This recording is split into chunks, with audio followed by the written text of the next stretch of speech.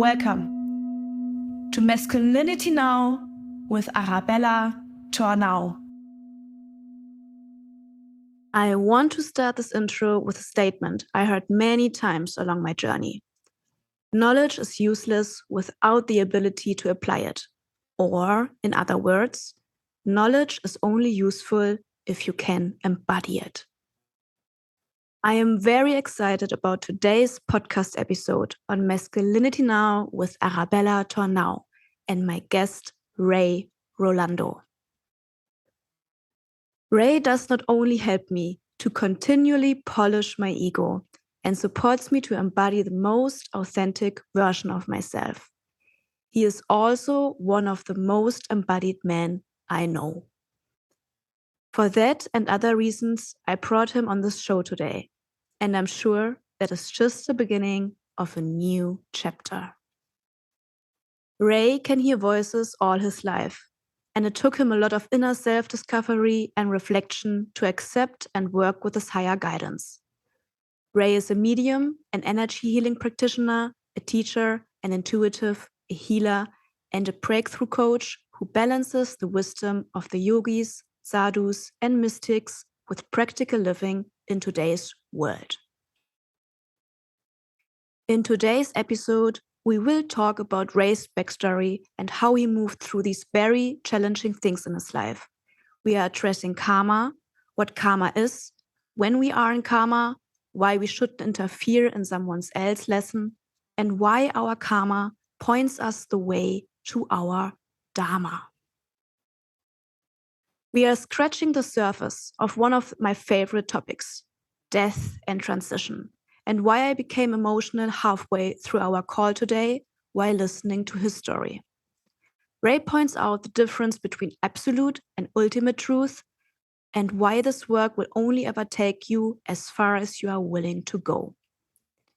If you feel a deep resonance during today's episode and want to know more about Ray and his work, you can reach out to him and his wife Colby, who runs the wellness center together, called Elevate Well, elevate-well.com, where he facilitates a call every Tuesday evening called The Road to Victory, where he and a group of very intuitive, conscious, beautiful souls dive deeper into topics like we will discuss in today's episode. You can also go to his membership website, rayrolando.com, where he puts up videos, scripts, and channeling messages and more about these topics every month. And if you choose to do the higher level membership, you have different benefits as mini workshop and breakthrough coachings on Zoom with Q&A with him and the group live via Zoom once a month, audio recordings from the group call, and or live 1-on-1 30 minutes call with Ray. You will find all information in the description box. This episode cracked my heart open even more and connected me to a deeper truth and version of myself.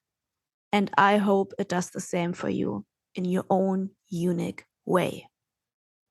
Let's get right into today's episode of Masculinity Now with Arabella Tornau and my guest, friend, and teacher. Also, if he prefers to be called student teacher, but I call him teacher because that is what he is for me, Rolando.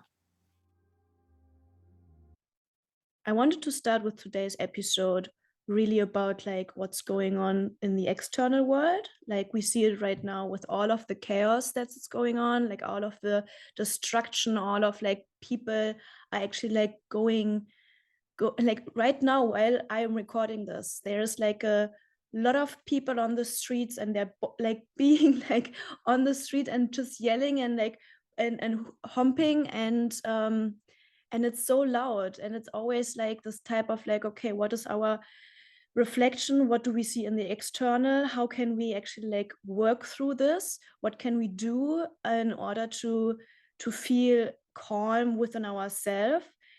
But also like the deeper sense of why is it happening and why is it happening for us? And in regards also like what is the meaning of karma, and actually like what is karma and how is it all connected to our destiny? How do we move through destiny? Everything like this. When we discussed the other day in our sort of, I guess I would call it a pre-discussion, before we knew exactly what the topic was going to be, the thought was, oh, Ray, I think the topic is going to be death, death, dying, transformation. And I said, yeah, essentially everything is about that, whether people know it or not, because in death you have rebirth. And I said to you, let's just sit tight with that intention and let's see what actually comes, because I have a feeling other topics and threads are going to make their way into this conversation. Karma is a big one. We could talk for months or years or lifetimes on karma alone. And if you were to go into, my understanding is, if you were to go into the mountains of Tibet right now, there are lamas, like the Dalai Lama. There are lamas that aren't quite at the level of the Dalai Lama, who are studying to move up in lifetimes, who are having discussions in this moment right now about karma, your karma, the planet's karma, the karma of the yogis sitting in the caves that are holding energy for the planet. Yes, that actually is real. And yes, it's happening every day. And most people don't know about this. Their entire purpose is to sit in a cave maybe for 60 years in meditation, so that volcanoes, earthquakes, and eruptions don't necessarily take place when they're not supposed to. And without them, the world would be more chaotic than it is today. The good news is, in truth, at least in my understanding, nothing that I'll say today is nothing that I will bring today, I hope, is spoken without experience. So I will only speak from my experience, and it doesn't mean I'm always right for somebody. What I will tell you is right for me in any given moment, and I would ask anyone to consider what's right for them, because I believe that's the only proper way to guide someone through what's going on in the world right now, is to really find your own truth, and then to not take personally someone else's. Because the reality is, when those two worlds converge, most people, myself included, have spent lifetimes judging other people for their beliefs. So instead of seeking to understand, we seek to control, because we believe that control gives us safety. And so instead of accepting someone else's reality, we often move straight into, judgment, rather than discernment or awareness. Those are like what I've understood to be like the three levels of consciousness. You've got judgment, discernment, and then awareness. And there's a fine line between discernment and awareness. Discernment is better than judgment for sure. Judgment we're all familiar with. Judgment is how could you possibly do this, right? Discernment is wow, I see what you're doing. I would never do that, and I would never teach my children to do that. So we got on with the shopping list. That's discernment. Awareness is, that's interesting. And then just moving on with your day without taking any of it personally, making it about you, and putting yourself at the center of someone else's reality. The minute you do that, you're in karma with them. And karma really just, from what I've been shown, karma is really just a set of circumstances. In other words, if you're here breathing in this dimension at this time, you're in karma. Karma is not the very thing that they talk about in books and movies to sensationalize it as being karma is a bitch. It's going to come back and bite you. Karma is good and bad and nothing and no labels. It just is. It's a conglomeration, or it's the alchemy of all your actions and non-actions, spoken and not spoken, in this lifetime and every other lifetime, that is showing up for you in this moment right now. And I feel, sorry, yeah. I was just gonna say, and it's like, okay, what do we do with that? That's so big, Ray. Well, yes and no. When you accept that karma is unfolding, whether you think that you can control it or not, you can actually learn to accept the cycle of death that comes in every moment. Watch. That breath just died. And if we can begin to accept that more and more in every moment, then we can learn to drop labels on everything and live. So when we accept death as transitional, meaning breath to breath, high school to college or university, as I suppose they say in Europe, or university or college to a career, or one career to another, or one marriage to another, one partner to another. My youngest son is going to be 13 in a couple of weeks, and one way that I told someone the other day to look at it is, he's never going to be 12 again. That part of his life has transitioned or died. And that part of my life as him as a 12-year-old, he's going to be a teenager. So him being a preteen, it's transitioning. Dying is such a powerful word because we associate one moment with it. As humans, we associate one moment with that. And that's not really the, at least not what the lamas are talking about in the mountains of Tibet right now. In the mountains of Tibet, they're discussing,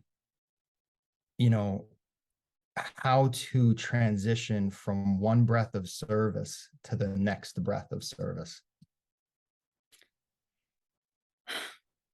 And still, karma, when you're not aware of it, that karma is really actually like existing, you are in pain and you fear to die. And I personally believe the pain that comes with when someone who we truly love dies, the devastation, the not knowing the connection that we can have when we allow ourselves to push through our limitations. I believe this fear is so embedded, or this fear of loss or this devastating fear of pain is so embedded in our system, in our body, even in our tissues, that we are, if we are not aware of it, and still also if we are aware of it, there will be times where the grief comes and wants to be integrated. And I felt this recently also in my personal life, and I felt this also in the way I work with my client in regards of really, for what do we actually run away? How do we run away? How does it even look like to run away from pain? And sometimes it looks like a misuse of power that we see in the external. Sometimes it looks like in the misuse of our internal bullshit that we're still operating from, in the lower chakras or lower consciousness. But the minute as we become aware of what we do, or we have the realization that we can actually shift it and accept it, I feel that is true liberation. But the way to that true liberation is oftentimes very, very not really easy to see. Let's say it like this. How do you say, how would you say that? Because all what you say does resonate with me, and I feel this is the most important thing to actually we have in our humanity to feel. So we actually can say, okay, it does resonate with me, it feels good in my body, this is the truth that I feel. And I would like for you to I would like to know, first of all, how, because I'm always interested of the foundation and of the upbringing, and also of the own personal realizations of one's life.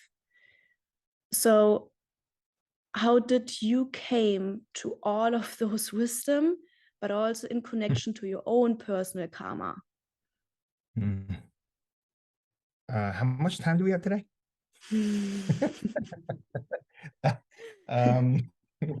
Okay. I thought this was only about one lifetime. No, I'm joking. Okay, so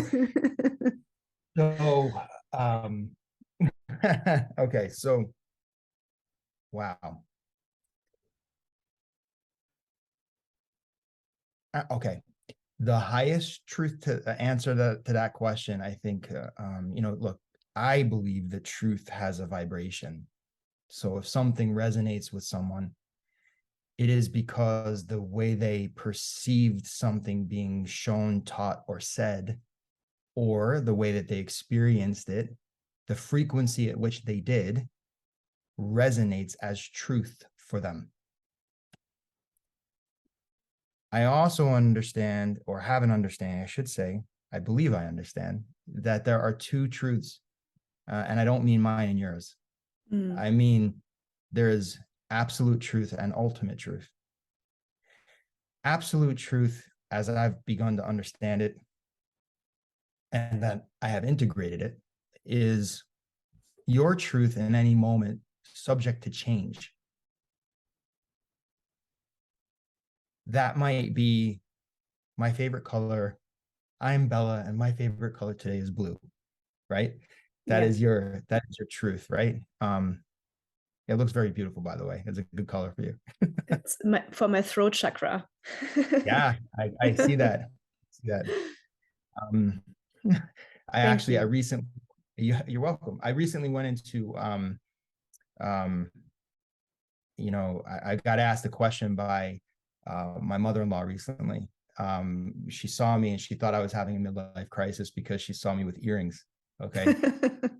I haven't had, these are sapphires. I haven't had earrings in my ears since I'm 22, when I went to when I graduated college and I went to work for Fortune 500 America. And I was there 16 years, so I didn't have them. And about 2 years ago, I was guided to go to the color sapphire, indigo, in that realm, sapphire, indigo, cobalt blue. Here's an ultimate truth. Cobalt blue is the highest healing vibration currently existing on this dimension. And so the reason I was called to this is because over many, many years, many lifetimes actually, but many years in this life, I learned that I could hear spirit very clearly. And there are nadis in the ears that open spiritual gateways. And so for me, doing the work that I do in the world, or facilitating what I facilitate, spirit does all the work. I don't do anything. I'm the door through which it occurs. I was clearly told, I've been hearing voices since my spiritual teacher would say, since I'm knee high to a grasshopper, because he's Irish, right? So I've been hearing spirit and beings like Archangel Michael, for example, since I'm 3 years old, 2, 3, 4 years old, somewhere in that range. And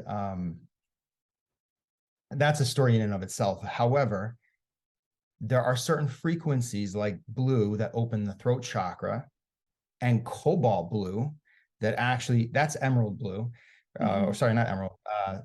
That's like a emerald blue. Emerald would be the heart chakra, I suppose. But there are colors like this blue that you're wearing that open the throat chakra, and then the deeper blues are antenna frequencies. So if you're already a listener, a hearer, they call that clairaudient. If you can hear spirit clearly, these enhance that channel. And so spirit 2 years ago asked me to step into another level of listening. And so, for example, when we talk about truth, absolute truth was I was not going to wear earrings for a period of time because it wasn't socially acceptable in corporate America at that time, not nearly as accepted as it is today. And frankly, there was a hat that I had to wear in corporate that earrings didn't suit. So when I left corporate in 2015 to do this work that I am facilitating nowadays full-time, I didn't realize that it opened the door to move back into a level of comfort with myself again. And when my ears are pierced, I am more comfortable than when they are not, at least for the time being.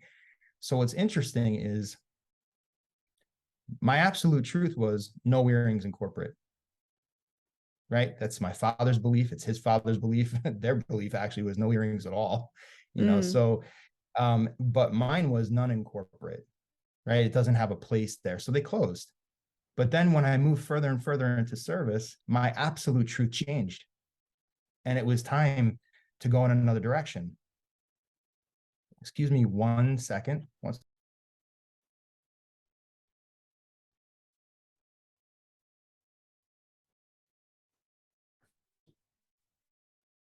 It's the internet, right?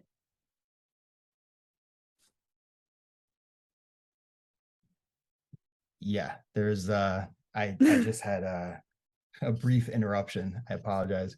No worries. Yeah, we've had internet issues too. So so absolute truth, I was saying, can change, right? And so earrings versus no earrings, that could be one version of absolute truth. Or my favorite color is blue. No, my favorite color is red. However, there's also something called ultimate truth, spiritual universal truth that you cannot change regardless of what your absolute truth is in any moment. For example, Archangel Michael exists. Whether you believe that or not will not change that ultimate truth. And so when someone like me says that to somebody else, whether it's you or someone that comes to me for service, and I become more discerning in who I will say things like that to, because, you know, in the past, you say something like that, people go running for the hills. Unless you're talking to somebody who is vibrating or resonating at that level. And when you validate it for them, they already know it, but when you validate it for them, their truth blossoms and booms and grows. And an aspect of them moves, if you want to say, closer and closer to God. We think of God like this. And the reason we think of God like this is because when we think of God, often we do this. We look up. And really what we're doing is we're focusing to the pineal gland here, which is back here. But this is the access point for the third eye, is the access point for the pineal gland. And so we're making a triangle between the eyes and the eye, right? And that triangle, or that spearhead, is manifesting me unified with creator energy again. It's not that God exists in the clouds unless you believe that he or she does, or it does. It can, depending on what reality you want to project and what truth, what absolute truth you're resonating at. My absolute truth, and I'll get into answering how I got to this, meaning how I arrived at these teachings, right, in a moment. But my absolute truth is that God is in everywhere and everything. It's in everywhere and everything. It's in us. It is us. We are God incarnate. I am not sitting here saying I am God incarnate. I am saying we are all God incarnate, because we are all created, as we're taught anyway, in the image and likeness of the creator. So how could we not be God incarnate? It's more likely we just don't know it yet. And so because we have some perhaps augmented belief about what God is, because somebody told us this is how it is, and then we accepted some version of that, perhaps we lost connection to source to say what God really is. And I think God is probably the best and worst parts of us that haven't had a handshake yet or a hug. Once they're unified, that, I believe, is God incarnate within us. And how I got here from what most would call a very broken home, very broken life, this lifetime.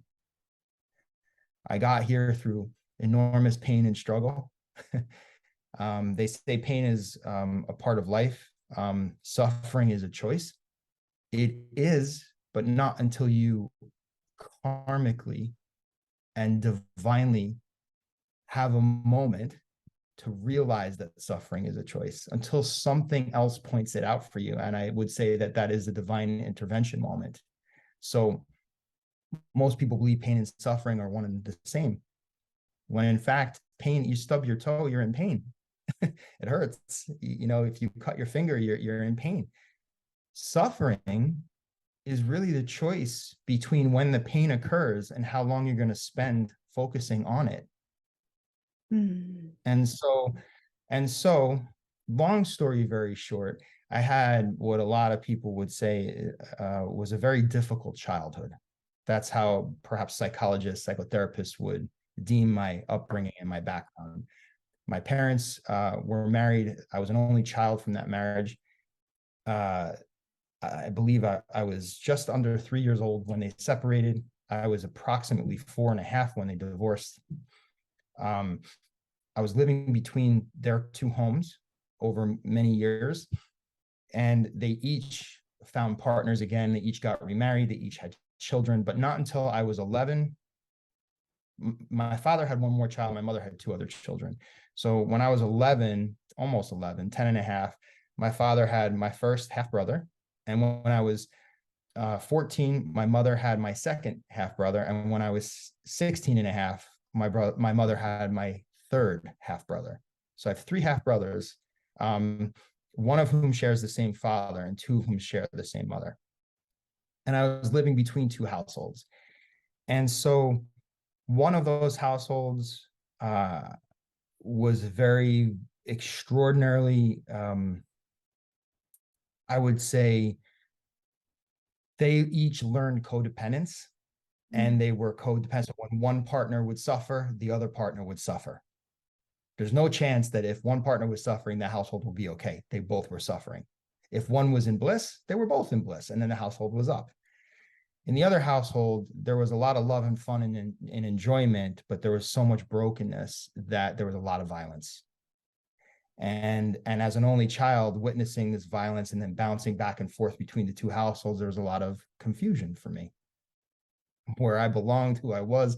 And I learned, because I could hear this benevolent love that I would share with people, just walking over to them and putting a hand on a shoulder, maybe when I was 3 or 4 years old, and saying, it's okay.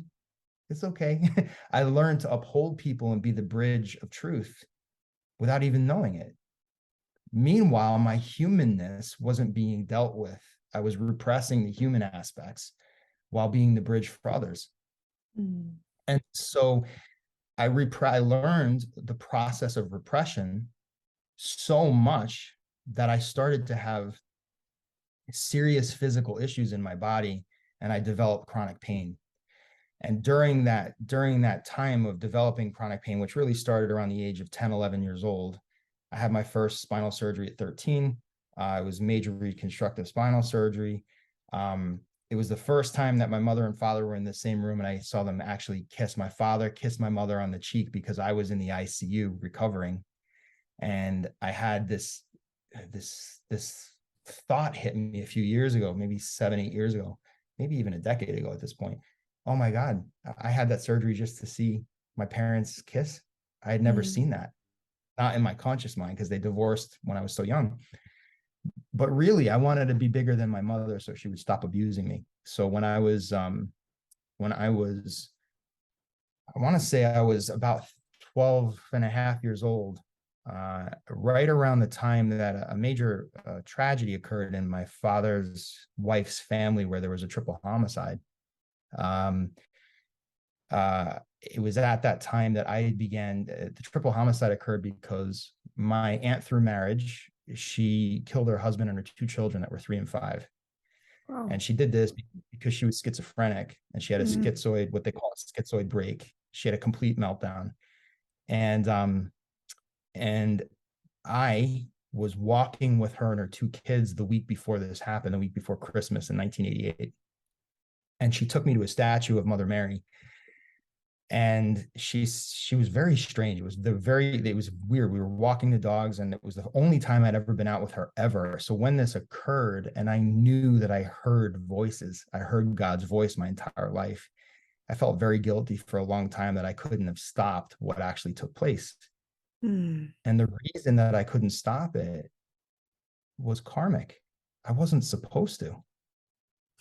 And this may sound harsh. I may sound like I'm being harsh to my younger self, but it was very egotistical of me to think that I should have stopped their path. Because on a human level, that's very painful. It's very painful for anyone to have this experience. My stepmother to have the experience of losing her brother, her older brother, and her only two nephews, literally the only two that would ever come, gone. The family name gone with that experience, right? Very painful. But for me to watch it and not get the help that I needed at that time was a version of repressed pain. And so while I'm being abused in one household and watching these types of things go on, they got very self-absorbed in their own healing process, not because they didn't love me, but because what do? We deal with what's in front of us. That's a massive event for a 33, 35-year-old family couple to have to deal with. My stepmother had MS. She had my brother while she found out she had MS. That was a major moment for them too. So there was so much distraction there. Raymond kind of got lost in the mix because he knew how to take care of himself.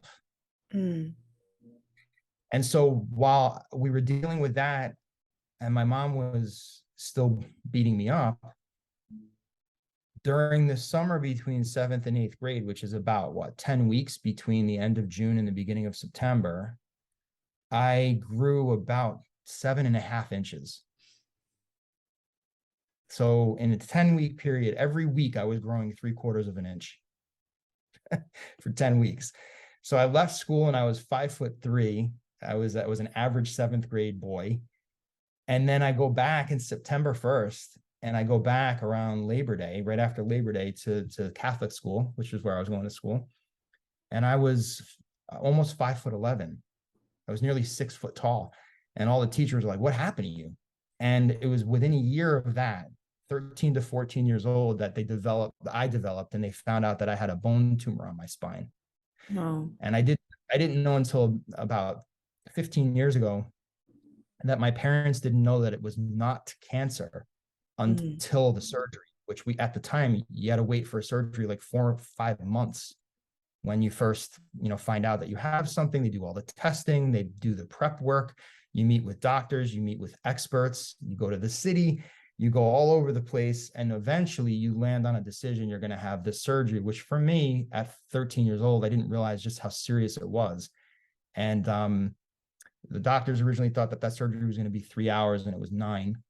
And my parents didn't know that I didn't have cancer until they sent what they took out of me to the lab for testing.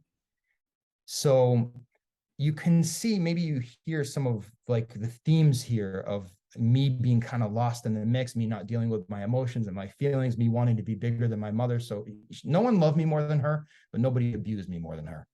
So it was a very, very confusing experience living in a scenario like that, where she would tell me that she unconditionally loved me, but she was also very abusive physically and emotionally, more emotionally and verbally than anything else, but physically also. She beat me. And so she herself was sick and needed help, and she didn't get it. And she wasn't even diagnosed until a 1.5 years before she passed away. And she passed away in a dental chair. She was 43 years old. She went to the dentist. She had 2 younger boys that were 7 and 10 at the time, and she didn't come home. And I was 23 years old. And that was, for me, the final straw, because I was about to approach her and say, "Hey, that thing called my childhood? What was that about?" And she left 8 months after I married my first wife. And so this is just the Cliff Notes version of Ray's life and whatever. And if you see me smiling, it's not because I'm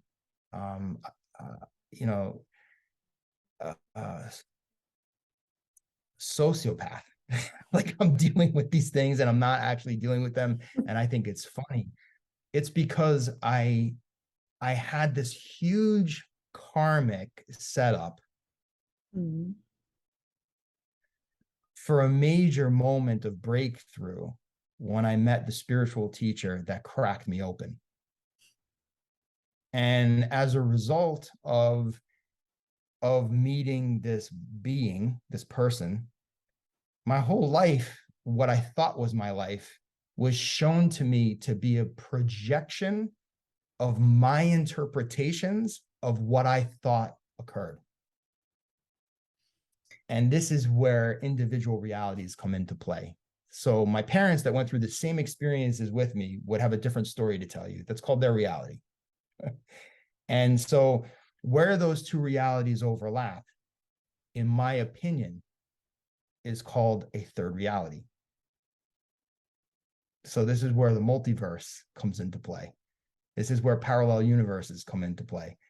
Because I still exist despite my parents, and they still exist despite me, and they have their beliefs and I have mine. Those are two separate realities. And then there's a third one where we overlap. And if I'm with my father and my stepmother and me, there's three realities that are overlapping, creating a fourth.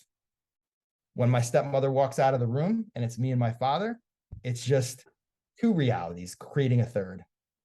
And so this is constantly occurring as we walk in and out of each other's realities. And as someone walks out of a kitchen into the other room, that moment has just died. And so meeting this spiritual teacher, they say that you cannot meet, there are teachers, and then there is the teacher. It's sort of like absolute truth and ultimate truth. One can change, the other cannot. The teacher embodies God consciousness. So it's one thing to teach someone something. It's another thing to teach someone something while embodying God consciousness, because you have integrated all of your misperceptions as perfection. And so they say that when we have the divine grace to meet the teacher through a being. Did he just say his teacher isn't the being? His teacher is the teacher is consciousness itself. When a being is integrated enough, they can channel consciousness itself, which is the teacher, which is constantly evolving as we are. And so they say that when you have the grace to meet the teacher, it can only occur by divine intervention. And so when someone else hears a story like this and they start to emote, and they can feel the vibration, of truth, it's because something in them understands that truth. Whether they can convey it to another person or not, they can feel it. And so the short answer to your question is how I made it here was through a lot of pain and suffering and a lot of confusion and an enormous amount of struggle, which you and I talked about the other day, was the teacher putting me through hoops, the washing machine, I think I said to you the other day. So every once in a while he'd check on me and be like, Ray, how's it going? Is the universe still kicking the shit out of you? And I'm like, yes. And he's like, congratulations. And he'd send me right back into the washing machine again, and then when the washing machine was finished, he put me right in the tumble dry. So it's like semi-precious gemstones that go through the tumbler and you can polish the rocks. That's what he was doing to me, because I believe we develop our egos and its stories, good, bad, or indifferent, based on the experiences that we've had. And so when you've had enough bad experiences, you're going to develop a protection mechanism that makes sure that you're always right, to prevent you from ever being wronged. So his biggest job with me when he and I met was breaking down my ego and tearing it down one block at a time. And he loved me enough to let me project all over him for years because I'd be like, that's horrible. How could you possibly say this to me? And it was because he was reflecting to me what I thought about myself.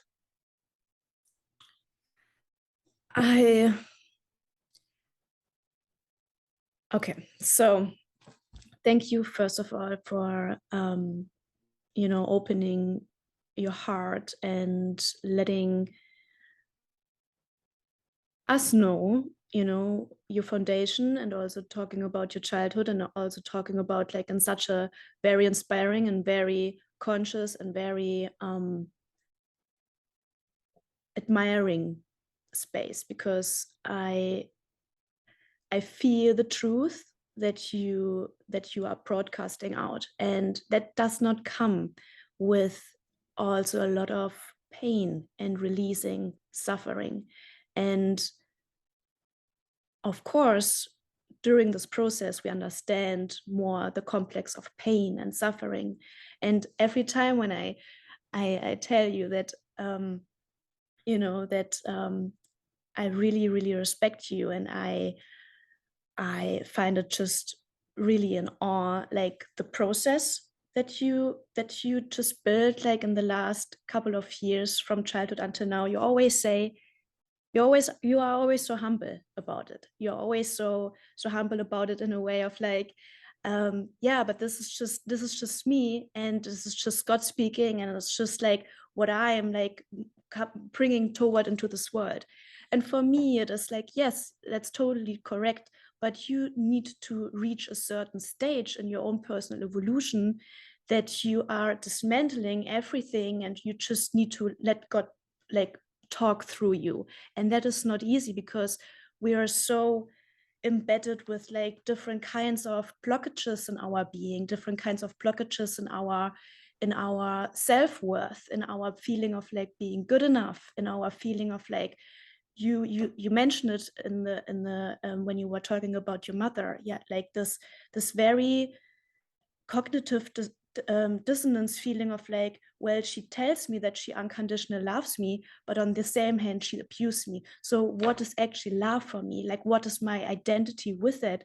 And I'm pretty sure, and maybe you can also reflect this back to me, but also like the stages of how you actually like needed to understand what truly love is, what unconditional love really means, and also like practicing detachment also with your previous relationship dynamics, probably with like women in your life, with like attachment with egotistical approaches, detachment probably also with your mother. And I'm wondering how this practicing of detachment and what like worked for you, and what truly love means for you in regards to the conditional love that you experienced, and also the unconditional love that you experienced, vice versa. Yeah. So, okay. That's a big one. I think for me, there is absolutely no doubt that when you have, and of course, I gave you the abridged version of Ray's life. I gave you some of the monument points that are monument, meaning, monumental. They are tags, labels in Ray's life that were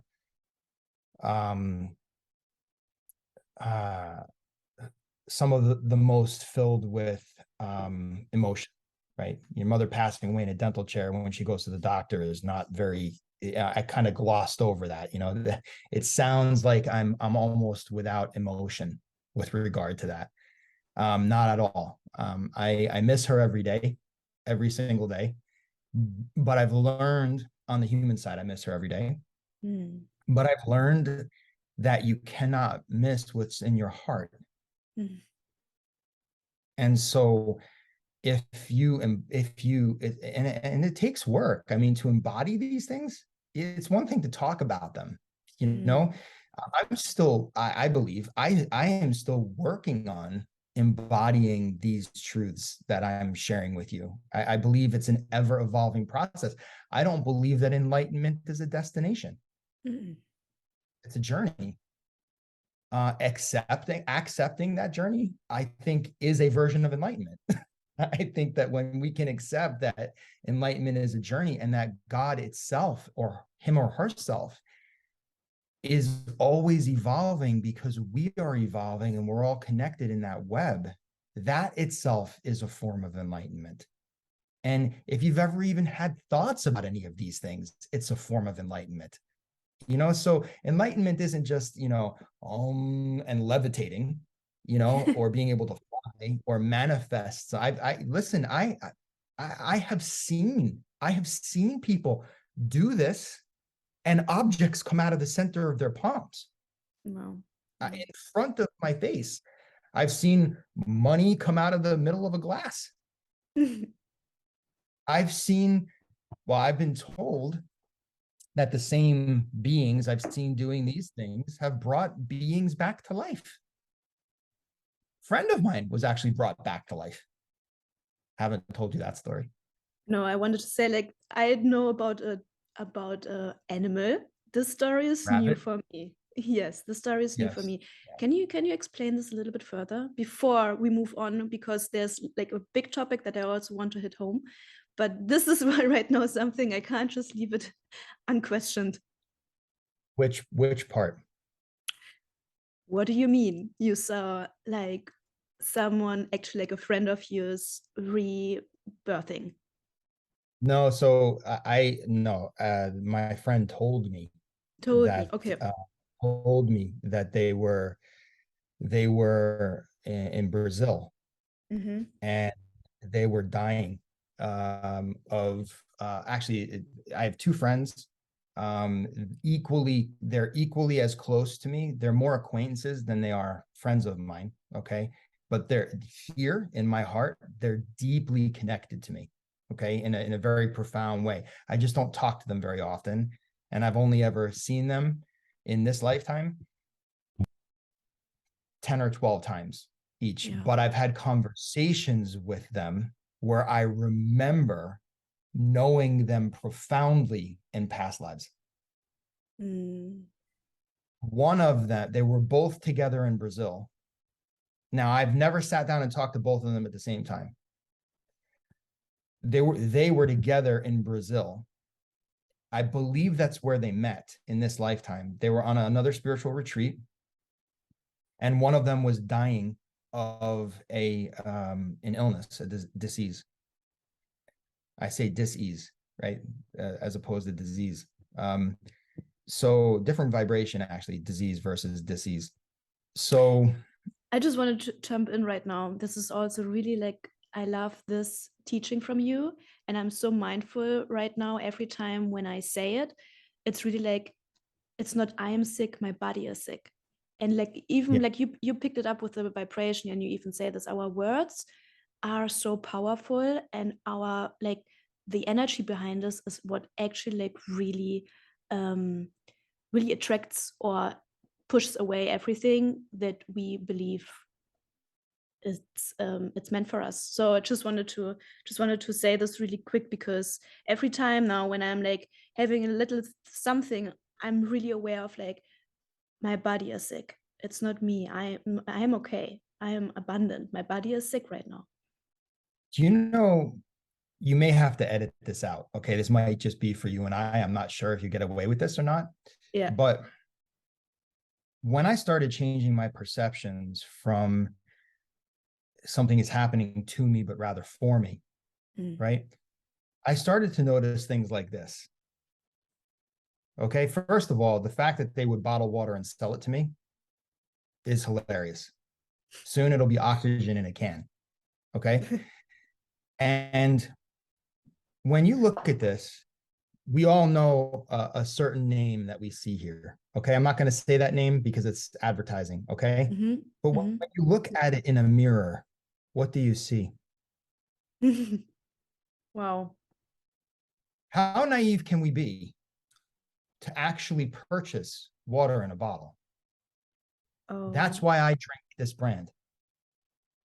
Wow. Because I'm sending energy back into this system Yeah. to say, let's disrupt the system. Because you asked me about at the very beginning of the call, which we're going to get into in a minute, but Yeah. I forget the leg that we were just on a minute. Oh yeah, the Brazil thing. So death and dying, and what's more important about that is one of them was dying of a disease, and then their heart stopped. And my understanding, as told to me by the other friend, is that an energy came in and literally brought him back. He was dead. And that energy that brought him back was a being, a teacher, that the dead person saw in the moment of their last breath, that brought them from Brazil to the teacher. And effectively, the way they described this event, you know, at least the way I heard it, and again, this is secondhand. I physically saw money come out of a glass. Yeah. I saw money literally produced, manifested out of a glass. Now, that might need to be edited out. You're going to have to decide, because your audience might not be ready to hear that. Yeah. I don't know, but I listen, when you see it this close to your face and there's a hand here and literally money just comes straight out of the glass, and the head of the Guinness actually got smaller as the money was pulled out of the glass, meaning liquid matter to solid matter. So the head of the Guinness glass, the euro, is very, very close in color to the background of the euro, is very close in color, paper money, to the head of a Guinness. So when it was pulled out, the head of the Guinness went like this, went from this to this. And I watched that money physically manifest in front of my face. And then I watched it demanifest. Ironically, you asked me at the beginning of this call, and there's two things that I need to link together. And then this big topic that you want to get into, right? So the two things, number one, Ray, can you talk about, you said to me earlier, I'd like for you to talk today about how what's going on in our crazy world and the destruction. It's actually deconstruction. Okay. We have been programmed to believe one way for so many thousands of years. And we've been caught in our five senses with these, this, these, and this. We've been caught in our five senses believing that that's all that there is. Being taught that religion teaches that that's the only way to the sixth sense, which is trust. No, it isn't. It's not. It's not. Trust is not the sixth sense. Trust is an emotion. It's a feeling, and it's a state of being. That something greater is taking place, whether we can see, hear, taste, smell, or not, or touch it. It took me 9 years with a spiritual teacher who is awake. He's been awake since before he was born. It took me 9 years of full devotion on that journey, you know, spending money on spiritual retreats that I didn't even have for my mortgage. Okay. And going and spending every last dime that I had just to see the money pulled out of the Guinness glass in front of my face. Because 9 years earlier, I said, I want to see a miracle. Damn it, I've earned the right to see this. I want to see a miracle in front of my face. I won't believe you. My mother died in a dental chair. I was angry. Yeah. Show me something. Yeah. We've all been there. And at the moment I least expected it, in an Irish dive bar, a hole in the wall bar, I literally, he's teaching a lesson to someone I was standing with. And he says, Ray, come here a second. And he just pulled it straight out of the glass in front of my face. And I melted. Something inside me, my disbelief broke. It broke. And it brought this forward inside my heart. And if you notice, this looks very familiar, because from this part down is that right there. That's called the prima agni, or the fire of divine love. Unconditional love. The thing my mother professed, but she didn't really understand. And so how did I make it to a balanced understanding of what love is? A lot of trial and error, a lot of mistakes, scene 47, take 86, like that kind of thing in Hollywood when they're doing take 87. I made a lot of mistakes and a lot of issues in order to get, what you perceive as me on the other end of this call today, as we'll just call it as integrated as I am in this moment, subject to change the more I do. But I want you to know something. I had to live a life that was somebody else's version of my life for 33 years before I began to empower myself to realize that all the things I'd been told, I was being the good boy and doing what everybody else said you should do. You should go to school, you should get good grades, you should go to college, you should not start your own business. That's what my father said. You should work for the man so that you don't have to bring it home with you every day. I'm like, but you love bringing it home with you. As much as he was on the couch and he was doing his own research and the job, my father worked for himself, as much as he was doing that, I would look at him and be like, you're on the couch doing this, and you say it prevents you from mowing the lawn, so I have to do it. You say it prevents you from being to lunch or dinner on time. But the reality is you love doing it. It's an excuse because you feel bad not showing up to mow the lawn. So you're telling me to go and work for somebody else because I shouldn't work for myself. Because you have some story, Dad, that you're doing something bad by being happy about serving your customers, by doing research on a weekend. All stories. And so because I love my dad and because he was my superhero that we put on pedestals, we all do that with our parents until we learn to eventually see them as humans, not as people, caped crusaders, So because I loved him, I went to a good college, a business school.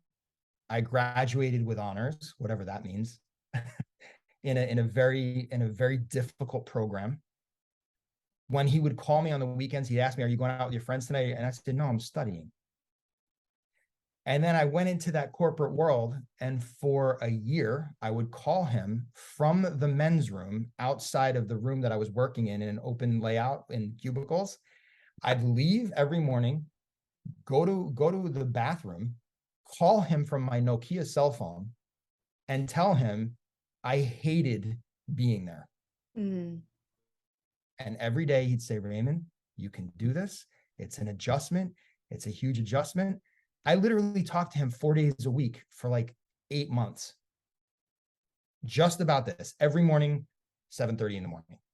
And he would talk me off a ledge. I love my dad. We don't always see eye to eye. And sometimes we need time apart so that I can integrate more of who I am rather than believing that I'm a part of his shadow. And so I had to step into corporate. And from the day I stepped in, I knew it wasn't for me. But that was my ego's story. It absolutely was for me. I needed to be there 16 years so I could see how it operated. I was very good at it. I did very well there. And I had to get to a place within me where I knew it was time that I had done my time there in the cell, in prison. Even though I was making good money, to step away and then help people that either choose to stay there, but know that it's just the illusion of a hamster wheel and that there's more to life, or help people make the same transition I did with a little less fear, because mine was terrifying. And to be clear, my transition was, we didn't talk about really, what it is that others perceive I do, I guess, but I know that you've done some kind of intro for this that your audience will hear. But I will say this: I've been hearing voices all my life. I thought I was actually multi-personality. I didn't understand that it was Archangel Michael talking to me until I went through a lot of trial and error. And I learned I was hearing clear guidance because I started knowing things about people that I shouldn't have known. So when my son had to go to daycare when he was 10 months old, and we were coming off the highway, and we were coming to a three-way intersection, these two ways and the way that we were driving, it was a T. And I heard a voice say, "Look up now." I learned it was Archangel Michael. And I looked as I was just driving, and I look up and I see someone barreling through the intersection that would have literally instantly killed my son and probably me, because they missed the red light because they were staring into the sun. And so I'm making a left turn here in the States. When you're making a left turn, it's unprotected, right? On the other side of the road, you make a right turn, it's unprotected. But in the States, you make a left turn and it's unprotected. And someone barreled through the intersection and they would have demolished us. And there was another time when Archangel Michael, I was going around a turn on the New York State Thruway through the toll booth at like 6 a.m. going to work. And it was winter time, and I went around this turn and the car slid sideways. I literally slid sideways. So my car was going across 2.5 lanes of traffic. And he said to me, "Let me take the wheel." Literally said, "Let me take the wheel." But it was, "Let me take the wheel." It was very specific. And I just went like this. The car straightened and he moved the car in the slow lane in front of me. He moved it forward. And the car behind me that was too close to me, he moved it backwards. And he straightened my wheel. And all of a sudden he said, "Here you go." And he handed the wheel back to me, and I'm just driving. My car literally was going off the road. So when you start having experiences like that while you're reawakening, you've met a teacher, they're teaching you the way, the path, and they're reminding you that everything is a reflection of your own perception and your own consciousness. And then you see a vision in your house of how your basement is supposed to be laid out for clients. And you see a very visceral picture of what's supposed to take place. And you go upstairs and you tell your first wife, "I think I'm supposed to build the healing center in the basement." And then my father is my first client, 7 months later. And then some 300 people show up to my house without advertising for readings and Reiki and things like this. This is the path that I started to go down. Yeah. And it was a very, very powerful transition from, I went with someone to a reading, a psychic medium reading for them and for me and us, I guess. But I went to support them. And about 45 minutes into that reading, which was an hour, the medium turned to me and she went like this. And she looked right at me and she went, "So Ray, mother's side of the family, late 40s, brown hair, 5'6", extraordinary head trauma. Oh my God, it's your mother. Your mother died of head trauma at 46 years old." And then I look up and my mother is sitting in front of me. Oh. That does something to you. It wasn't something I made up. My mother was there again. It was the wish that I had had. What is she doing here? Yeah. And I mean, every line in her face at 30 years old, she was sitting in front of me again. She died at 43 and she became a different person because she was on medications. She had chronic migraine headaches. That's the head trauma that the medium was seeing.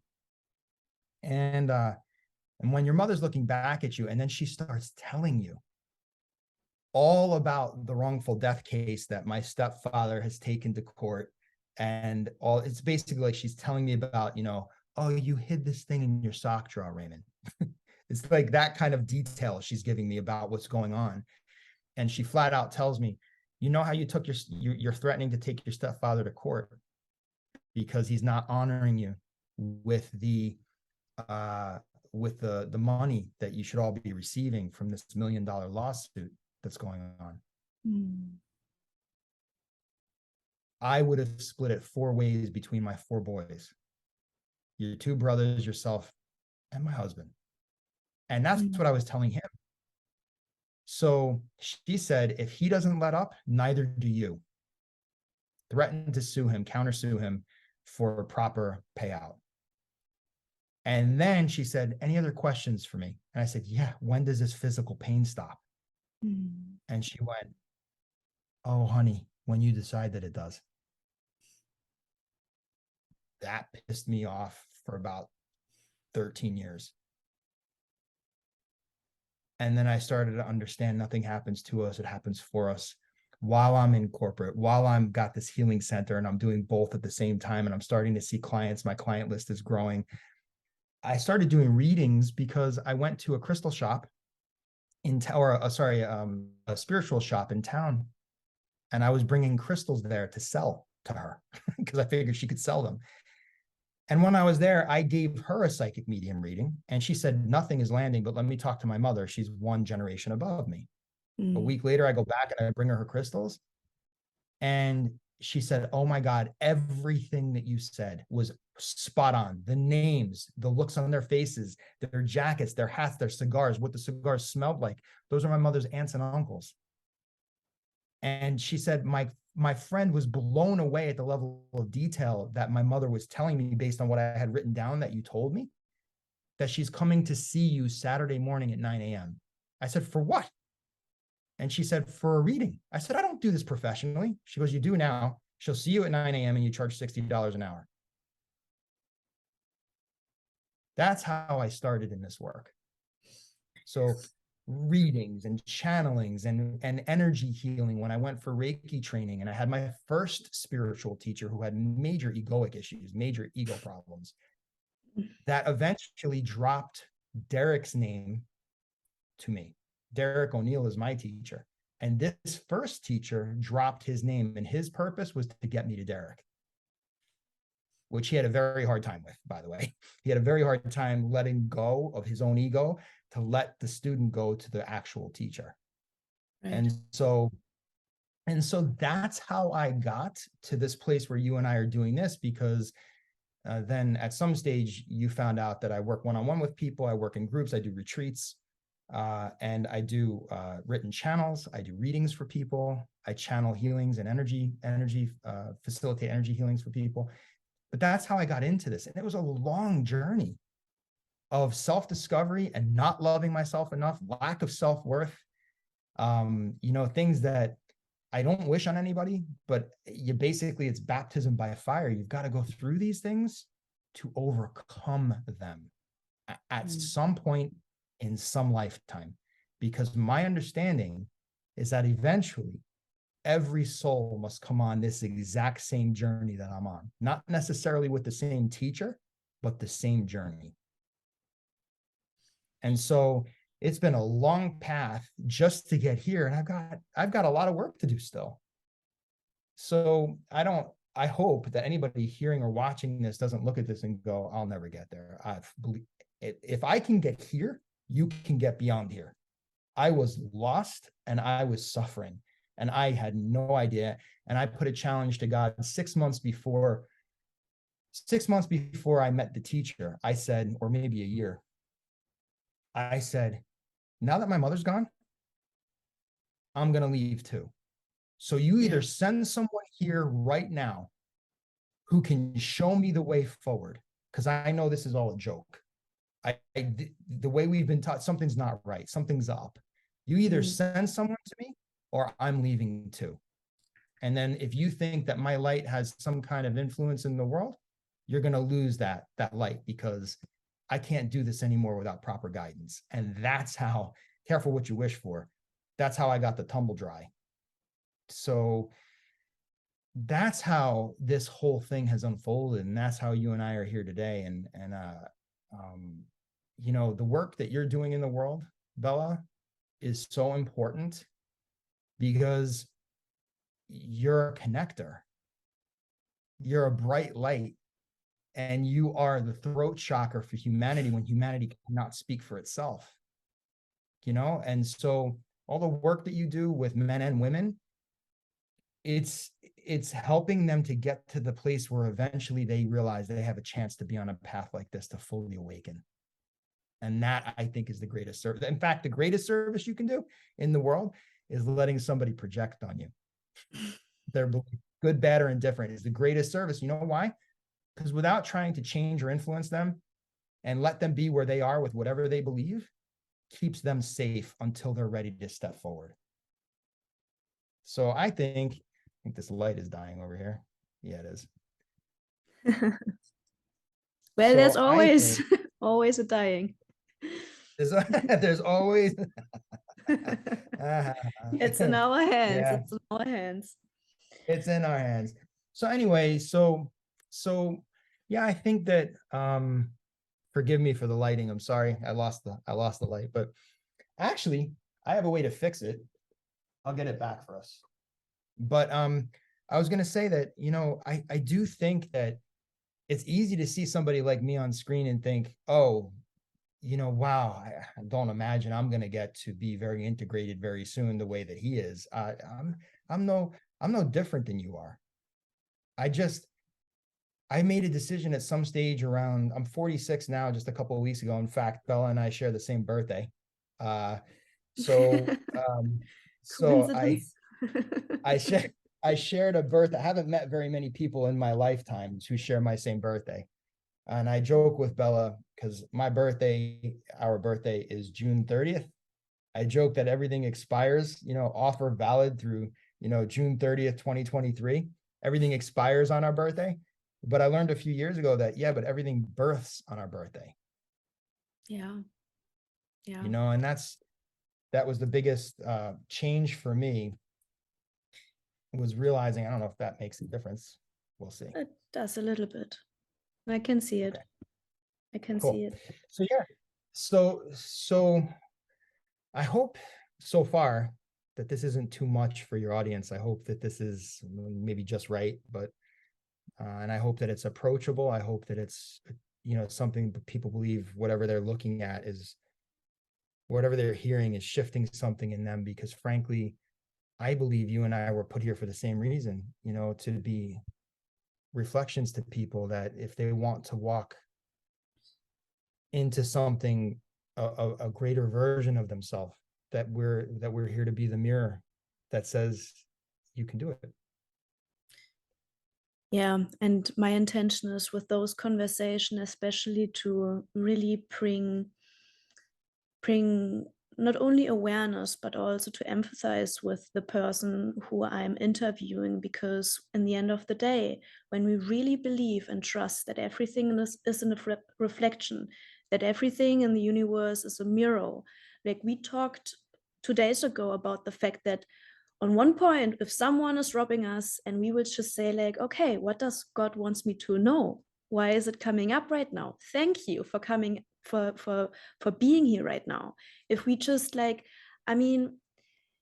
if we just have the courage to also change our perspective of how we view different things, and like what you said about like this is happening through me and to me, not like this is happening through me and for me, not to me, it is actually like really liberating the pain. And of course, like grief we need to feel, and my intention is to really combine the spiritual wisdom and to also understand it like in our humanity, like how can we actually like really, when we are in a midst of a drama, when we're in midst of conflict, when we're in midst of like pain, how can we actually like soothe ourselves? How can we actually like be the light for ourselves? How can we feel the grief to release it in order to really like find the bright side within, and also like in the external?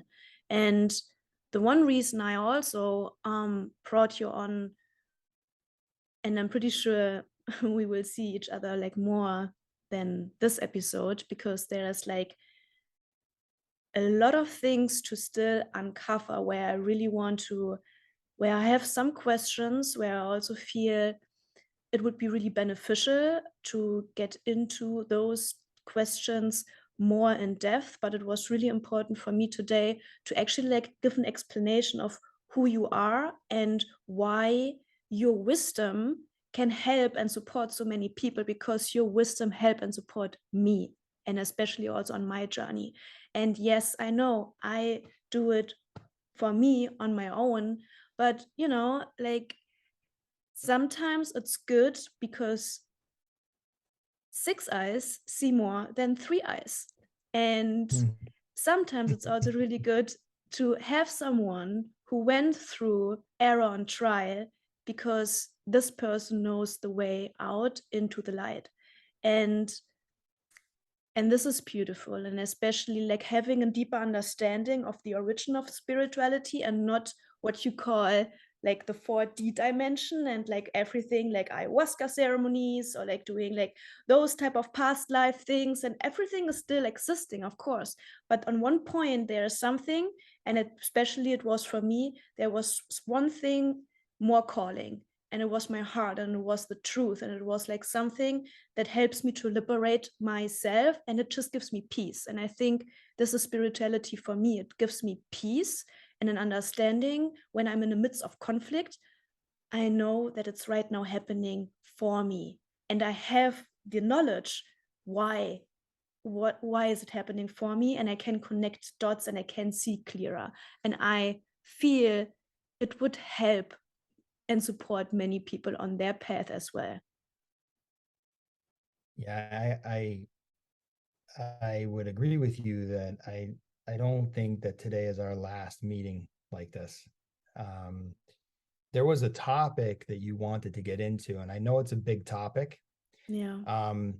Perhaps we could broach it for a minute, just see if you want to ask a specific question. And what we could potentially do here is we could give an answer, some sort of answer to the questions or the question, the topic, so as to maybe plant a seed and set up our next discussion. Does that sound okay? That sounds beautiful. Actually, because I know it's very interesting how certain things are coming through and setting it up, and it's very important to also stay flexible and to stay open, to approach this conversation, but also further conversation with an open heart, but also know that we are always guided when we allow it and don't stay in our own internal way. And what I mean by that is what recently came up in my life, in the lives of my clients, and the life of really close friends. Grief came up to the surface, ending of karmic cycles came up to the surface, letting go of relationship dynamics, realizing unhealthy patterns, realizing unhealthy behaviors, things coming more clearer to the surface, connecting dots, devastating feeling arising, like chaos. And I personally find it very liberating to go into the topic of death in a more specific and in a more in-depth way, because in the end of the day, what I found out in my personal life, everything is connected to the source of what we don't want to feel, whatever, if it's coming and manifested in like misusing power, whatever it comes manifesting and being attached, being codependent, being lying, deception, whatsoever. In the end of the day, it connects to the emotion and to the illusion of fear, but it's still very real, I feel, in our human mind, in our human reality. So fear and loss and the death of something, the death of a loss, like a loved one, the death of our own identity, the death of ourself, can manifest in anxiety, panic attacks, depression, whatsoever, you name it. But if we combine karma and death together, and also understanding what is real and what is not, what is an illusion, realizing certain things, I would like to dive deeper into the topic of what is death? How can we deal with death? And do we even dying? Or is it just an illusion? Yeah, that's the big topic. It's a great question. You can't just say to anybody death is an illusion, because they're gonna be like, oh, it's an illusion, is it? So when my mother died in a dental chair, when I was 23 years old, that was just an illusion. I didn't actually experience the loss of that. No. That's not what we mean by death is an illusion. The idea and the ideals around death are misunderstood. For example, Albert Einstein said that once energy is created, it cannot be destroyed. Right? So if it cannot be destroyed, it can only change forms. Because we're so attached to the five senses, and because the human mind, as long as we're not like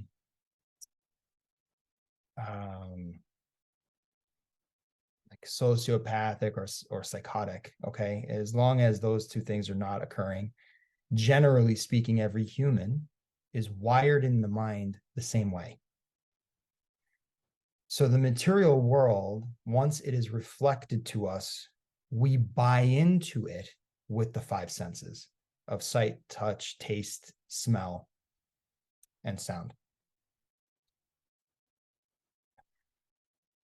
So every time I say the five senses, I always worry that I've repeated one of them and left one of them out. Anyway, something I'm working on, apparently. Okay, so what I would like to introduce to your audience would be maybe, or what Spirit would like me to introduce to your audience would maybe be transition rather than death, right? Okay, so using the same example here of this bottle of water. When I drink this water, as long as my body is functioning to some degree the way it's supposed to, and even if it's not, if I were to die, this water would leak out of my body one way or another. Okay? So later on, we understand, we go to the restroom, this water will eventually move through my body. Okay? Where? Into a receptacle. Okay? That's where it's going to go. Then we flush the receptacle. And where does that go? It's going to go into a waistline somewhere, which eventually either makes it back to the ground or back to an ocean. And someone might say, oh, but it's gone. You drank it. It's gone. No, it's not. It's on its journey. And then at some stage, it might be in an ocean. And as we know, ocean water evaporates, goes into the clouds, and then it rains. So this bottle of water technically has been recycled how many times before I actually drink it, and cleansed before I actually drink it from the Alps, the French Alps. Okay? This water never disappears and it never changes. It's either groundwater or ocean or river water again. And eventually it'll be evaporated into a cloud, travel over the French Alps, and get bottled into something like this again. And so it's ironic that we think we drink it, it's gone. That's just the story that we're telling ourselves. Just because it's a story doesn't make it true. And so similarly,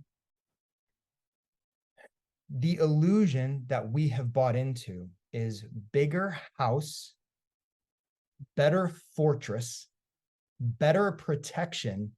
We will never die. This body will never die. That's not true. We come into this world naked with nothing. And we leave this world essentially naked with nothing except the love that we have either emitted or received or both, that grows our heart and our spirit into its journey in transition from the physical 3D world into the fourth dimension of the astral plane when we cross, when we physically drop our physical form, which, by the way, during which process, the elements crash into one another. So the four elements, or the five elements really, of fire, water, air, and earth, and ether, they crash into each other over, if we die over a natural death, each of those elements will crash into one another over a 72-hour period. So if you've ever had the privilege of being with a loved one when they're crossing over, like an elderly person or something, or when they're in the hospital, the first thing that you'll notice is that the earth element of the thumb is moving to the center of the palm. That means that within 72 hours, that person will have left the planet again. Keyword again. Okay. And so this is the earth element crashing, being destroyed. You asked me about destruction, of what's going on in the world in chaos. This is the earth element being destroyed. Okay. And in every case where someone's either in hospice care at home or in a hospital, within 72 hours of their final breath on this dimension, you will see the thumb move into the center of the palm. Eventually, all the elements go. So earth crashes into fire, fire crashes into water, water crashes into air, and then the final breath. Air. It's the air element going. And then the person is collected by the archangelic realm, their soul, Archangel Jeremiel, actually, and they are transported into the astral plane. And Archangel Jeremiel's and Raphael's and Gabriel's assistants, the Legion of Angels, come into the room where the loved ones are of the person who's just crossed, where you get that peacefulness in the sadness, because the angelic realm is actually uplifting the humans that are left on the earth plane, while Jeremiel is taking the soul back to the astral plane. So on the astral plane, which, by the way, is the same place, if you're wondering, astral projection, right? Yes, actually. It's also where we go in our dream state when we go to sleep every night. Okay. On the fourth dimensional plane of the astral plane, that's the realm of psychic activity. So psychic activity, what does he mean by psychic activity? You see somebody on the highway cuts you off and you call them a name. What a jerk, asshole, something like this, right? Not because it's who they are, but because they did something that scared you and it forced you to look at maybe your mortality in that moment, and it scared you. So asshole is the story that we encapsulate around that feeling, because we're not ready to deal with our mortality in that moment. Fear rises. But when you call another being a name like this, tomorrow they will, or later this afternoon, they will be in the park riding a bicycle, and that asshole statement will be a ball of energy that psychically attacks them in the fourth dimension, and they will flip over the handlebars of their bicycle. That is a truth. Any energy that you put out there, spoken or unspoken, will reach its target. This is karma. But the same is true if you were to say, oh, he's rushing possibly to his dying mother or sister or wife. I'm sending the love of compassion. You know, once you get past the fear stage of you almost died in this car accident, right? Car accident. So one thing leads to another. And when you start to understand the manipulation or the massaging of these projections that come from us, you begin to understand the fourth dimension of the astral plane. This is also the realm of psychics, mediums, most of them, who don't understand the fifth dimension yet, which is the dimension of unconditional love. So when I'm working with someone, my teacher has shown me how to go from this experience right here of 3D, which we think is 3D. Really, my intentions today were 5D and beyond. He has taught me how to go to 5D, dip into 4D, and deliver down to 3D a message.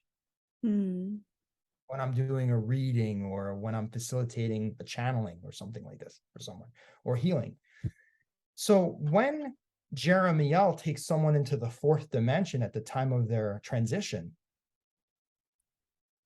they get an opportunity when the clear light rises to meet their karma.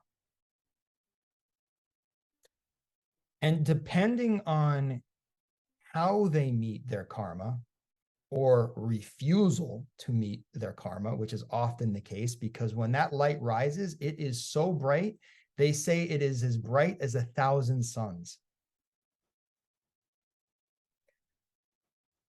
And what it does is it shows you once again, you were the robbed and the robber. You were the raped and the rapist. You were the murdered and the murderer in all of your lifetimes. If you can accept this, ACCEPT, if you can accept this when that clear light rises, you get a chance to get off this wheel of suffering. If not, you will eventually run to one of the lights that will rise, colored lights that will arise, that will take you into one of 6 dimensions based on your karma. The animal realm, the human realm, the hell realms, the hungry ghost realms, the god realms, or the demigod realms on this wheel. And one last thing. All of that is taking place in up to a 48-day period. It can last on the human dimension of third dimension. It can last 1/1,000,000th of a second in this life review on the fourth dimension, but it can last up to 48 human days. And on the 49th day, no longer than the 49th day, you must be reborn into one of those 6 dimensions. Must, unless you have special dispensation. I mean, this is a whole podcast episode on itself because it's so valuable and it's so true. But when we allow ourselves to see that, how, and you said it also in the very first beginning, that it was very egotistic from you to project guilt onto you that you couldn't interfere back then to save your cousins. So when we allow ourselves now to have this, put the glasses on with this knowledge, and we see someone on the street, or we see like friends, family members actually like suffering or like going through a very challenging time, what is actually the best thing to do for them when we want to stay in unconditional love and when we actually want to love them? Awesome question. That's a fantastic question. Okay. The best thing that we can do for them is take a breath. Because the first thing that we're probably going to do, if it's an untrained mind that runs wild like the wild horses that needs to be reined back in, the first thing we're going to do is imagine ourselves in that scenario and try to save ourselves, which is a projection of them. Like we're projecting onto them ourselves and how we would feel in that moment. Mm-hmm. So the best thing to do is to take a breath, because the breath centers ourselves and puts ourselves back in our body. If we have the wherewithal and have done at least a little bit of work or training in this area at all, one then important thing to remember on that breath is the following, and this will take us probably into our next podcast. It would be that if you interfere without them asking for your help, you are stripping them of the experience that they need in order to get off this wheel of suffering. Mm-hmm. They must suffer through their suffering to eventually get off the wheel. And if we take it away from them by interfering in our ego self that thinks we know better than God's plan for them, then we are interfering in their divine Dharma, which is their right path. If anyone had interfered in my path and had not gotten me to my teacher, I would not be sitting here with you right now, and I would not be doing the work that helps other people. So if someone had saved me from my mother, wouldn't be sitting here. Mm-hmm. So I had to not be saved from that and not be saved from corporate in order to have the experience that would eventually polish me into this person who, in your words, has helped you in some way. And so if I had been interfered with, prevented from suffering, I wouldn't be able to do what it is perceived that I do. And again, I don't do anything. I know, but it's very important. It's very interesting what you said right now in regards also to your mother. Now, while looking at your life and on the whole perspective of karma and the first breath that we take in our world, in this reality, we are in karma. And I also believe before we come here, we pick our circumstances. We pick like, what do we want to actually like learn, and what do we actually like, who is our family members, what error and trials are we actually like doing before we come to our path of Dharma. So I'm wondering, in this context, what did you learn from the contract that you and your mother created? Or what was the contract that you and your mother created?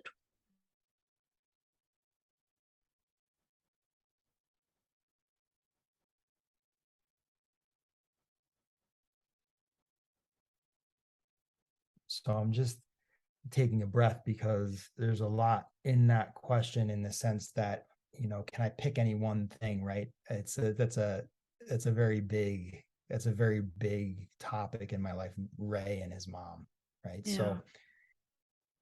So I took a breath there for a moment, and I connected to my mom, the truth of who she is. I connected into myself and the truth of who I am. And I think if there's one centerpiece takeaway,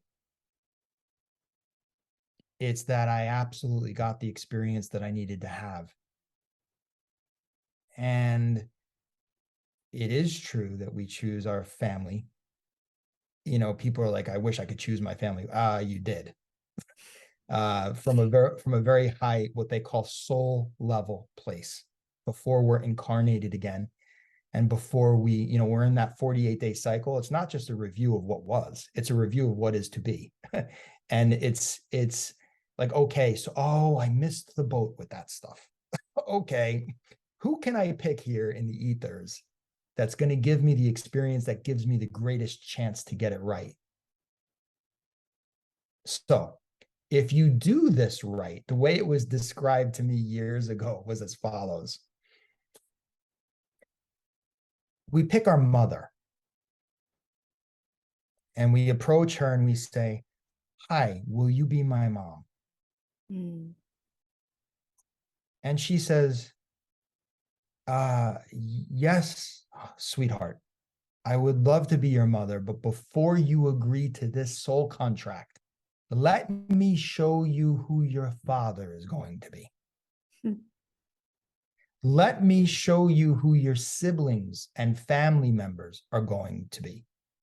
And if you know what you're doing," this, excuse my French for a moment, but this is how it was described to me. Okay. If you know what you're doing on any level, you're going to go, "Oh my God, I want the most fucked up situation that I could possibly find, so as to give me the greatest opportunity to be polished out in this tumbler." Because, it's not so much that there's no such thing as a perfect diamond. They all have inclusions in them. But when you polish the diamond, when you cut the diamond and then polish it some more, you're bringing forth its brilliance despite its imperfections. And so I think that's the greatest thing that my brother, Freudian slip maybe, that my mother brought out in me with my extended family and my brothers and so on and so forth, which was the Freudian slip. I think she set up a scenario for me, or I set up a scenario with myself in the form of my mother, to bring forward an opportunity. I mean, I was flat out told by the teacher that if I hadn't chosen the spiritual path in this lifetime, when I was given the opportunity at 33, I would have been dead at 43. So that begs another question for another podcast, which is, wait a minute, is he saying that he made a karmic choice to change his contract? Yes, because when the teacher met me, the teacher, Derek, when he met me, he can see in everybody's aura the date and time of their death. He's been able to do that since the age of 3 or 4 years old. And so, very scary for a young boy, Derek, to be able to know when, Mr. O'Gorman next door was going to pass away. And of course, he would tell his mother, and his mother would slap him because children are to be seen and not heard.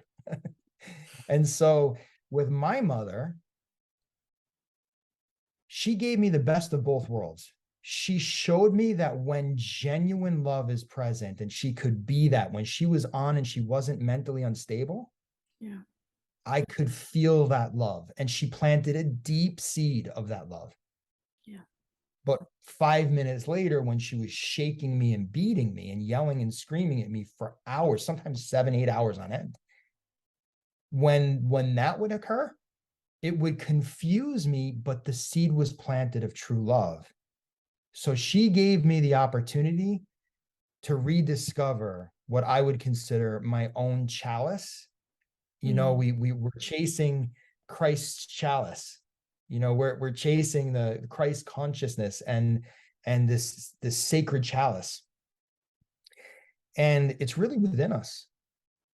It's always been there. And that's the greatest gift that I think she gave me, was she set up this journey to get me on this podcast with you today. So in that respect, I think a version of me had to die, which was the victim.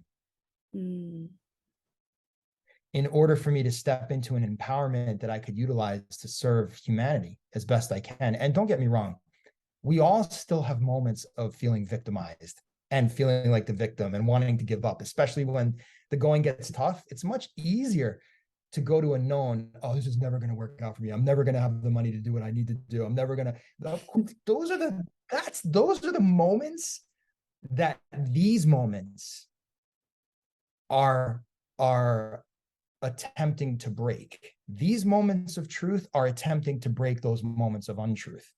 Mm-hmm. And it's a constant battle. And so that's why the Buddhists, they say it's the middle path, because you don't want to buy in too much when someone says you're the best thing since sliced bread. And you certainly don't want to buy in when someone says you're the worst thing, you're Satan's best friend. You know, you don't want to buy into either of those. You want to come here, because this is your greatest opportunity to polish out that diamond. So I think that's what my mother, if I was going to write a book about me and my mother, that would be the ending. The ending would be, if I could have seen the end from the beginning, I could have suffered a lot less. So. Thank you. Yeah. Yes. You're welcome. That's a very powerful answer to the question. And especially the relationship between boys and their mothers. I think it's also a different topic, but it's very, very powerful, and it's very transformative, painful, but also it comes with so much love and so many lessons and so much errors and trials in regards to outer relationships. But what you said in regards to that you understood when you zoom out in a broader way, that you actually was being shown the two worlds that we have within. Like on one point, the unconditional love and the seed, and also an understanding what is unconditional love that your mother gave to you, but also the other world of the abuse, of the pain, of the suffering. It's a very powerful metaphor that everything what we have within, the duality, the bringing those darker aspects to the light and merging with together. Darker, lighter. It's not lost on me that with this lighting situation over here, that it's showing both sides. It's the challenge is choosing this. Yes. Choosing the light. It is said, I'm not sure who it was that said this, but it is said that the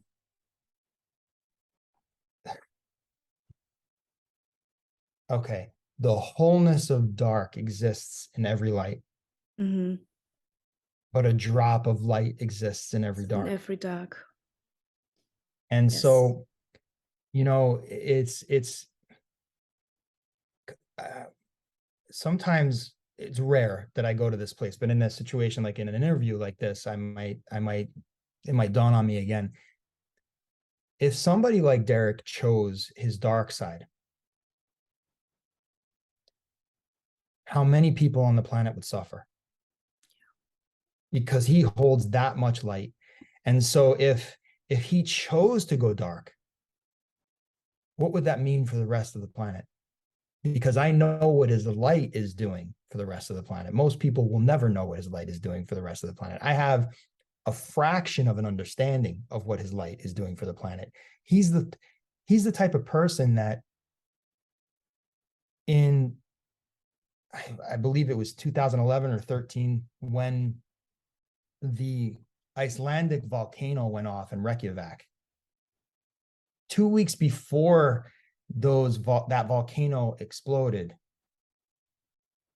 that was the eruptions where it grounded all the airplanes all over the world, because the smoke and the ash was so thick that the airplanes couldn't fly. And 2 weeks prior to that happening, he was in meditation, and he was told, go to Reykjavik, Iceland. So he did, having no idea why.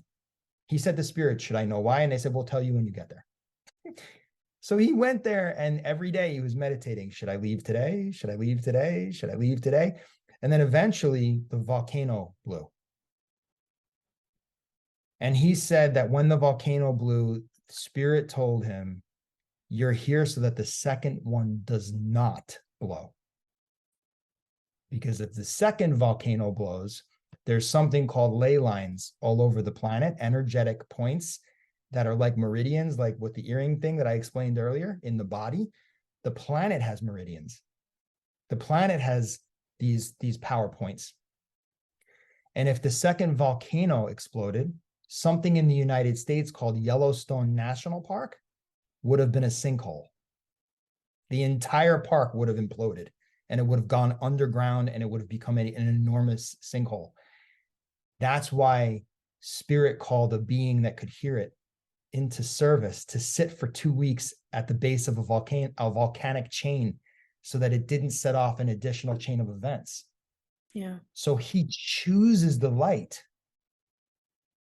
He chooses the light and doesn't allow this. The only difference between a teacher and a student, a real teacher and a student, the only difference, they have the same thoughts and emotions that run through both their beings. The only difference is that the teacher allows the emotions to rise and fall and move through. The student lets them stick.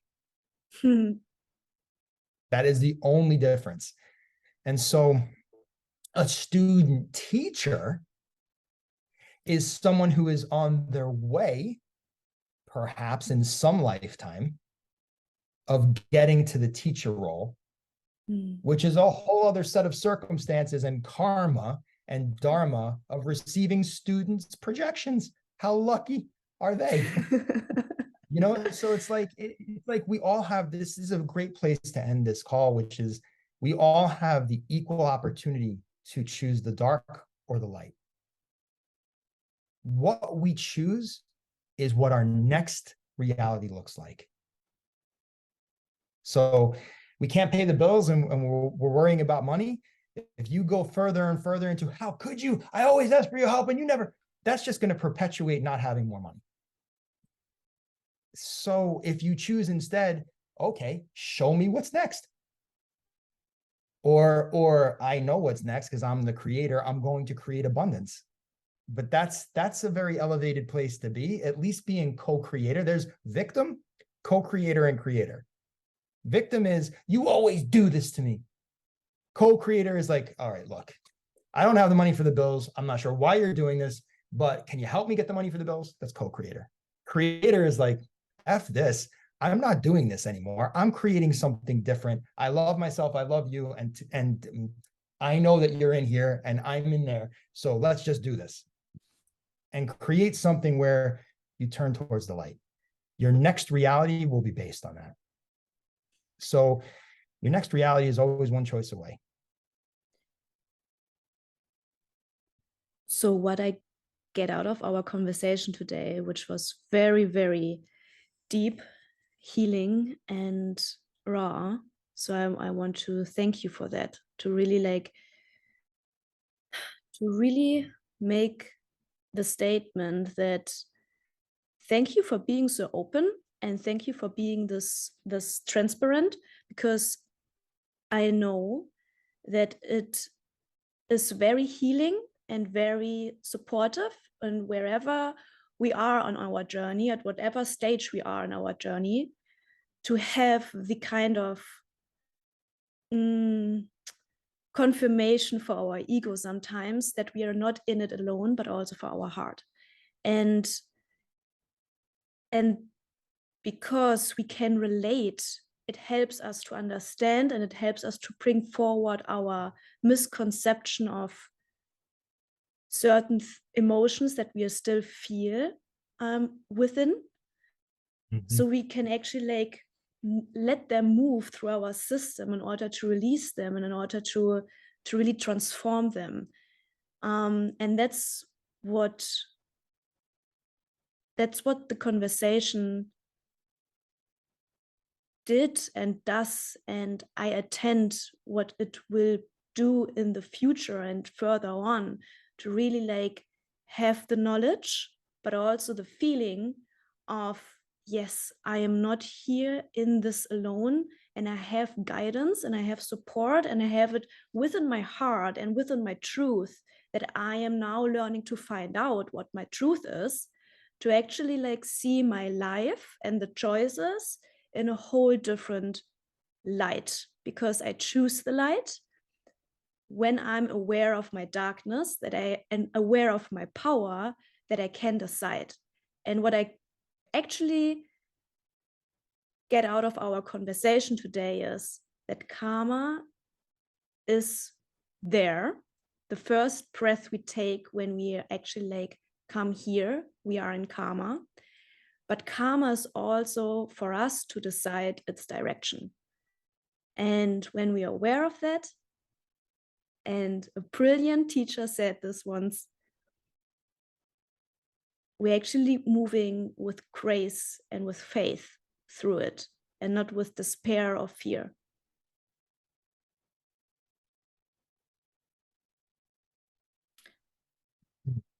Is there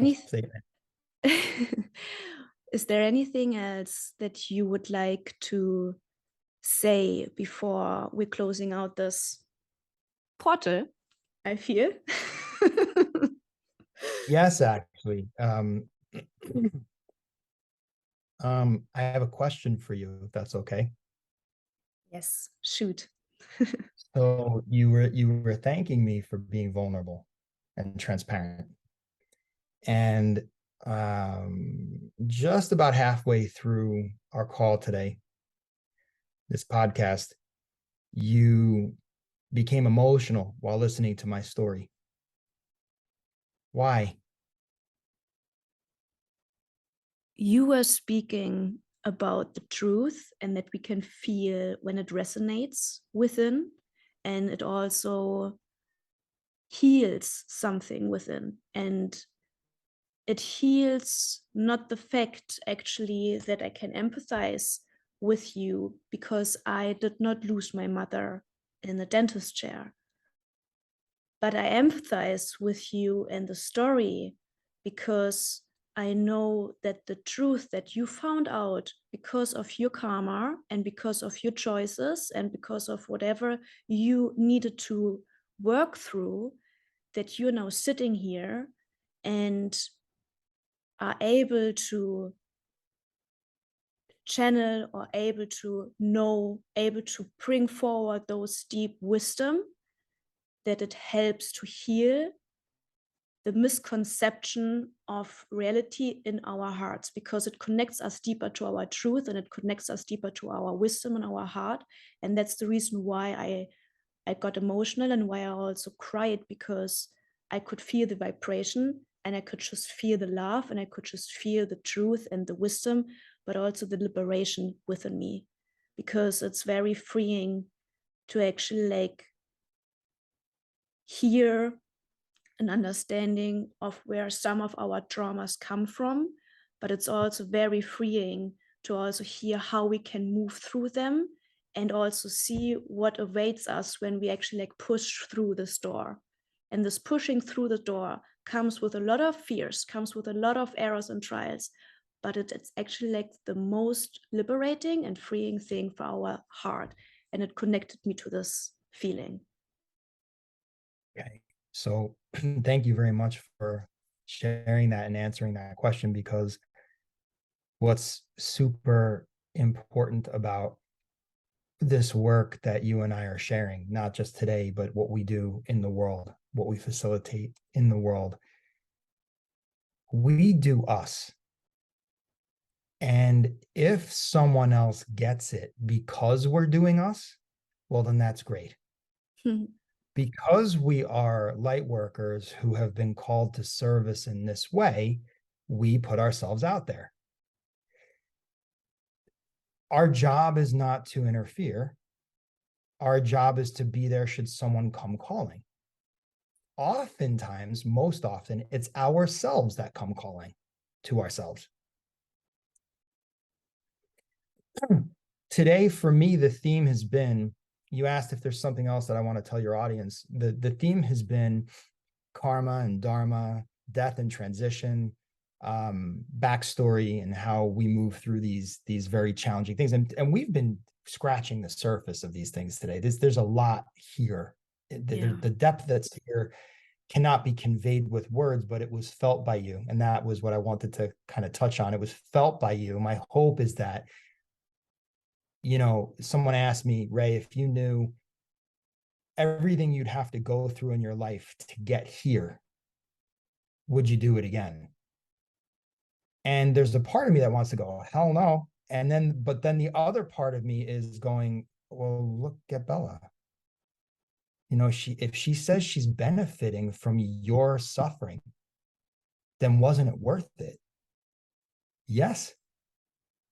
When I look at my own children, they're definitely benefiting from my suffering, in the sense that perhaps the family lineage, which is another podcast, the family lineage can be broken by someone choosing to face the devil and end the game within the family dynamic, so it doesn't keep getting passed down through the generations. And then you can have a conscious discussion with your kids, right? And these kids that are waking us up, And so I would say, I don't know how you do your intros and your outros, but I'll say this. I wanted to end with a statement that you'll have to dig into to see where the truth lies in it for you, and then a place to find more help on this topic. Okay. So your karma is your dharma. Your dharma is your karma. As my teacher would say, step out of the drama, deal with the karma, and step into your dharma. And there is a call that I facilitate on Tuesday evenings called the Road to Victory. And there was a topic a few months back that we did, maybe last year, it's a 4-week, the Road to Victory is a 4-week journey with myself and a group of people live on Zoom every Tuesday evening, and 7:00 Eastern for an hour and a half. And there was one theme that we did that was called From Karma to Dharma. And that is still available. The recordings, the audio recordings of that are still available for people. And if they want them, they can reach out to myself and my wife, who run this wellness center together called Elevate Well. The website there is elevate-well.com. And then I have a membership website where I put videos about these topics every month in. And then if someone chooses to do the higher level of membership, they can also meet with me, one-on-one, one-on group, live on Zoom once a month, and receive the videos that I'm posting in membership every month. And that website has my namesake, which is rayrolando.com. And so those would be the two places that I would probably start to send people. And then if they had questions about death and dying, I would probably share with them a document that you and I have talked about called How to Help People Through Death and Dying, which my teacher, Derek O'Neill, who frankly, not that I want to pedestalize him, but I will say that as his colleague, I just owe him a debt of gratitude for what he's been able to show me, because I was willing. But he will never interfere or try to bring me somewhere that I'm not ready to go. And so this work will only ever take you as far as you're willing to go, and it will never take you further, because that would be counterintuitive to the process of awakening. And so it has been my absolute honor and pleasure to be here with you. I would love to do it again. If you think it would serve your community, let me know and we'll figure it out. And I just want to thank you, Bella, for being the light in the world that you are, because, it's very, very, very important that people understand that to be in Bella's position is not easy. And to do this work in the world and be the example, it requires an enormous amount of patience and an enormous amount of self-compassion and love to be willing to carry the torch that maybe someone else will choose to take from you if it's their time. And it's not without, my eyes seeing who you really are to know why I had to be here on this call today. So I thank you for giving me the spot to talk to your audience, and I hope it helps somebody today. You know, that's the goal. And if it did, then my goodness, how could I ever say no? Thank you, Ray. Thank you. And also thank you for putting, like, I will link everything in my description box so people can see it, you know, can directly go to Great. your link, because it's so valuable, and it's just really, it's so valuable because on one point in your life your soul asks for more, and it knows that there is more, but it does not have, or it has the right tools, but it's on you to be able to actually like allow them into your life and allow certain people into your life when you're ready for it. And thank you for doing those calls and having those important and really very valuable scripts out there and videos out there. And I also thank you from the bottom of my heart for today's episode, and that you came here and shared your love with us. I don't think that if I told Spirit I was going to be somewhere else, that Spirit would have allowed it. So I think that I think it's a perfect setup. And from the bottom of my heart, you're welcome. You're welcome. You are welcome in my space. You are welcome in my heart, and you are welcome to help yourself with, you know, that work. And I have seen, for anyone that is wondering how long Bella and I have known each other, it's about a year and a half, maybe 2 years at this point. We met during the pandemic, for a very interesting route. So if it seems like we've known each other for lifetimes, that's a true statement. And you know, I will simply say, in the short time that I've known her in this lifetime, the shift I've already seen in her, which is got nothing to do with me, except the fact that perhaps I hold and mirror a space for her that she chooses to step into, is enormous. And so she's a walking, living, breathing example of what doing the work is. And when you hear that calling, what it does for you, it zooms your spirit. So I thank you for being the emissary of light that Spirit has, you know, called forth in you to be. Because when we don't answer that call, it begs the question, how many souls could have been helped had we? You know, so anyway, thank you for holding the space today, and for creating it for us to do this. And you know, let's see what the response is like. And if people would love to have us talking again, well, then the power to the people, I guess. Power to the people.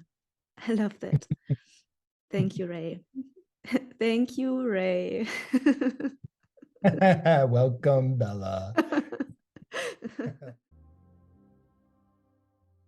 Thank you for listening to today's episode on Masculinity Now with Arabella Tornau. And thank you for your interest in your heart. If you like this podcast, please like, share, and subscribe, so more people who can benefit from it can be reached. Take care, and we hear us soon.